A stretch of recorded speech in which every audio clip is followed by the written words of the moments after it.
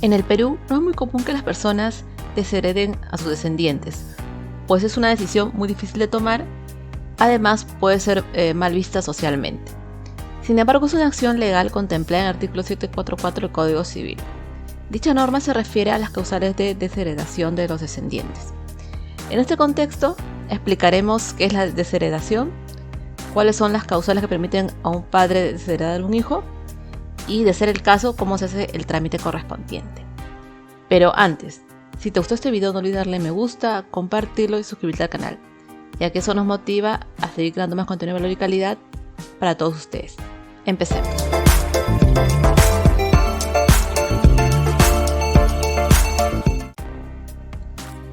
La desheredación es el acto jurídico por el cual el causante priva de la herencia a su heredero forzoso mediante expresa disposición testamentaria y fundada en alguna de las causales determinadas en la norma. Es decir, se trata de la declaración personal voluntaria y testamentaria de privar a un heredero forzoso de su derecho hereditario. Para tal fin, se debe considerar los motivos establecidos por ley. ¿Cuáles son esos motivos? Al respecto, el artículo 744 del Código Civil dispone 4 motivos de desheredación hacia los descendientes. Número 1. Haber maltratado de obra o injuriado grave y reiteradamente al ascendiente o a su cónyuge, si éste es también ascendiente del ofensor. Un hijo incurriría en esta causal si hubiera maltratado de manera física o hubiera insultado grave y reiteradamente a su padre o a la esposa de este y viceversa, siempre y cuando sea madre o padre del mismo. Segunda causal.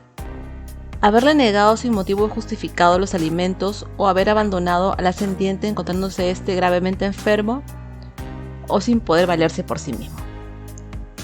Esta causal se configura cuando el hijo o la hija ha negado sin motivo justificado los alimentos o abandonó al ascendiente encontrándose éste en graves condiciones de salud o sin poder valerse por sí mismo. El primer supuesto se produce cuando, por ejemplo, el hijo, encontrándose económicamente estable, no cuida al padre, el cual vive de la caridad de los vecinos. Luego, el segundo supuesto se configuraría cuando el hijo no atiende a su padre o madre cuando estos no pueden valerse por sí mismos, ya sea por una grave enfermedad, por ejemplo un cáncer terminal, o por complicaciones de la edad, como por ejemplo una demencia senil. Tercera causal, haberle privado de su libertad injustificadamente. Esta tercera causal podría darse, por ejemplo, si es que el hijo encierra a su padre durante meses en un inmueble X. Cabe precisar que esta causal se configura cuando la privación es injustificada. Por otro lado, una privación justificada podría darse cuando el padre o madre pierde sus facultades y podría perderse en la calle o ser víctima de la delincuencia si es que sale solo. Última causal, llevar el descendiente una vida deshonrosa o inmoral. Esta última causal resulta bastante controvertida, pues existen 2 formas de entender la moral. Así, la primera se basa en atender a una moral pública, basada en que se considera como actividad o conducta moral la sociedad en su conjunto. La segunda manera de entender la moralidad implica que los valores y principios de nuestra sociedad deben ir dirigidos a la garantía de los derechos humanos, es decir, una moralidad moderna. Ahora bien, para muchos especialistas en el tema, esta causal debe estar encaminada a la segunda manera de entender lo moral. Ahora bien, ¿cómo se deshereda un hijo? Este procedimiento debe ser ejecutado por la persona que será el causante. Por tanto, la desheredación será solo y mediante un testamento en el que debe estar expresamente la causal en la que se ha incurrido. Esto significa que nuestra legislación permite la desheredación de 2 hijos y demás herederos forzosos mediante un testamento, siempre y cuando este sea motivado y cumpla con todas las formalidades.